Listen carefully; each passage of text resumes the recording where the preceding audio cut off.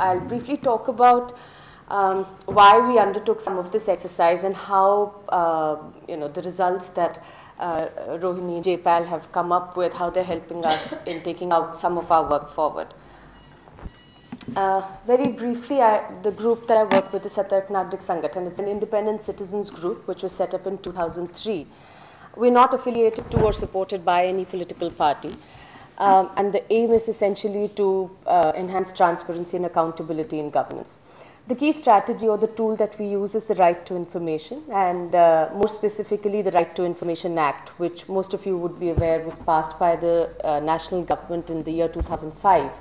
And it gives all citizens the right to access information from the government, and the government is obliged to give that information in a time-bound manner. So we help people access information using the Right to Information Act, and which in turn helps them access their basic entitlements. We work primarily in slums in Delhi. When we started talking to people about the right to information, there was a lot of cynicism. So people said, we don't have enough to eat and we don't get our ration supplies. You're talking to us about information. And in fact, one of the first few things that we worked on was the whole public distribution system, because people complained that for years they hadn't had access to their ration entitlements, because the ration shopkeepers claimed that the government hadn't sent their supply of ration to them. So when we help people file right to information applications and access their ration shop records, it became clear from the stock registers that the government had been supplying ration to the shops every month, but the sale registers had all fictitious entries. So the ration was in fact all being pilfered. So using this information, it formed a very effective currency for people to actually lobby with the government and demand accountability and ensure that the ration supplies came to them. We also help people access their pensions and other entitlements which are supposed to flow to them from the government using the Right to Information Act. But interestingly, one thing that repeatedly came up in the slums where we worked, and slums in Delhi are typically illegal settlements where people don't have proper ownership of the land. One thing that came up was that there are big vote banks, and the elected representatives are far more accessible to them because they're vote banks than even government officials are. So there was a repeated request in the meetings that we held that the right to information be used to access information on the performance and functioning of elected representatives, and not just the babus or the bureaucrats.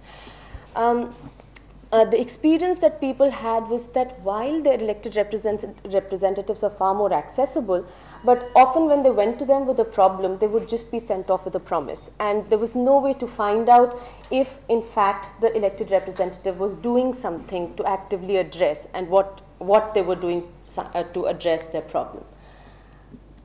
The two kinds of information which people said that was completely lacking was the roles and functions of elected representatives and performance of elected representatives. So for example, in Delhi there are the local area development funds. There are 2 crore rupees per year that each elected representative gets to address local area development needs. People in slums had no idea that they get this sort of money. Even people living in higher income groups where we met with resident welfare associations and citizens, they had no idea how much money was being given. So clearly the kind of powers or duties or responsibilities of the elected representatives, what they exactly were not at all clear to people. And of course, performance was very far from being clear. So information on performance was totally missing. And there was no information on what actually the funds were being spent on.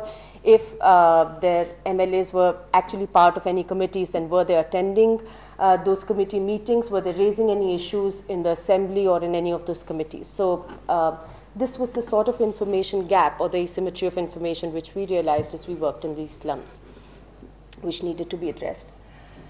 The very typical 3 or 4 problems that were arising out of this, which we sort of saw manifested, was one that people had misplaced expectations of elected representatives. So people would regularly come to our meetings. For example, one woman would complain that her MLA is bad because her son was convicted of a crime and was in prison, and when she approached the MLA didn't get her son out of prison. So we realized that there were these, in the absence of a clear understanding of the functions of elected representatives, because there was misplaced expectations of these representatives. Also a great deal of cynicism, so essentially painting everybody with the same brush. So not really having any objective information on their elected representatives. They really didn't have any way of forming an opinion on people who were performing well as opposed to those who weren't. Interactions between elected representatives and citizens were often not very meaningful because there was no information, so it wasn't really informed interaction that was happening. People would either go and sort of, yell in the office of the elected representative, and actually if they were, or on the other hand, if they were made promises, they wouldn't at all sort of question them because they had no basis for questioning and interacting with the elected representatives. And definitely no way of holding elected representatives accountable between elections. So in one of the areas where we work, people were facing acute water shortage, and every time they would go to their local MLA and complain to the MLA would say, I have no funds to address your problem, and when I do, I will certainly address it. And till these people had information on what the MLA had access to in terms of funds, the discretionary funds, and what they were spending on, there was no way to really meaningfully interact and hold the MLA accountable. Before the Delhi MLA elections in 2008, we undertook an exercise of filing RTI applications to access some of this information. As a first step, we filed applications to seek the roles and responsibilities, the duties and functions of elected representatives. And the hope was that there would be some orientation programs or induction programs for newly elected MLAs where a comprehensive document would perhaps be handed out. And if we had access to that, we could then disseminate that information. Unfortunately, we were told that there is no such comprehensive document on the roles and responsibilities of elected representatives or MLAs in Delhi. So we put together a team comprising of lawyers and some other people who looked at the Constitution and various acts like the Representation of Peoples Act, the Delhi Legislative Assembly rules, to pull together this document which essentially listed out the roles of MLAs, and we disseminated the roles and responsibilities of MLAs in Delhi fairly widely. So the three broad roles that we focused on were their role in the Legislative Assembly to make laws and to raise matters of public importance. They have funds at their disposal, the local area development funds of 2 crores per year, which I talked about.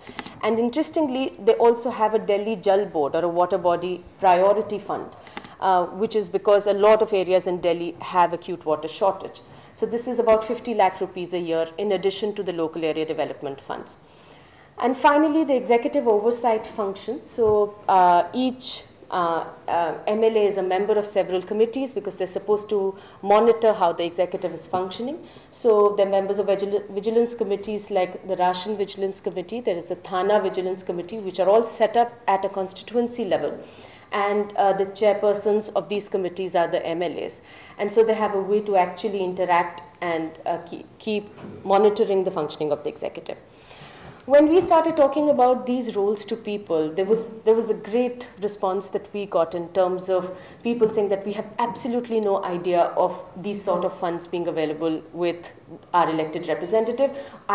We want to know what our local elected representatives have been doing with these funds, what they've been spending these funds on.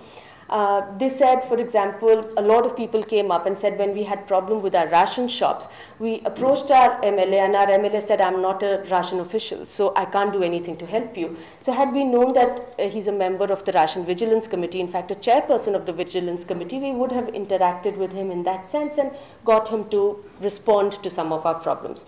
So there was a need which was felt to actually access information on performance, on how each of these elected representatives in Delhi was performing against or in relation to these roles.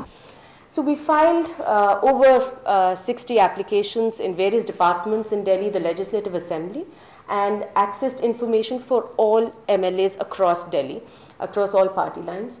To get information on their performance in relation to each of these roles. So the performance, some of the highlights were that the Assembly had met only 18 times in the year 2007, And out of 70 MLAs in the Legislative Assembly in Delhi, 38 had never asked a question. 53 MLAs did not fully allocate the local area development funds at their disposal. Like Rohini said, despite the acute water shortage and other kinds of problems that people have in Delhi, their funds were actually lapsing and they hadn't allocated them. In 43 constituencies out of 70, no meeting of the Ration Vigilance Committee was held in the year 2008, which was the information that we had sought.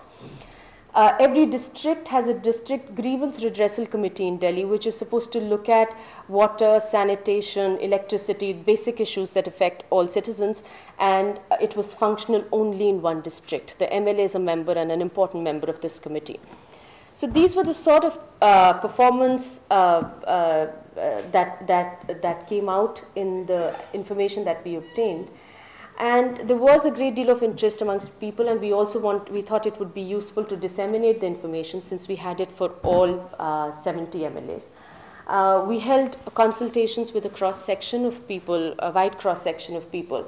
And an agreement that we seemed to arrive on was that report cards seemed to be a way which everybody would find it easy to understand this information, which was otherwise not very easy to comprehend. Everybody had children studying in school, so even in slums, people had the concept of a report card, and we decided to sort of go with providing this information and disseminating it in the form of a report card. So the report card is essentially a snapshot of the performance of an individual elected representative. Like Rohini said, it has information on the performance of each elected representative along each of the roles that they're supposed to perform. We disseminated these report cards through tie-ups with the media. The Times of India and the Dainik Hindustan in Delhi carried these report cards over a 1-month period. We also disseminated information on roles and responsibilities and on performance through meetings with NGO networks in Delhi, and we held focus group discussions. We held door-to-door campaigns like Rohini had described.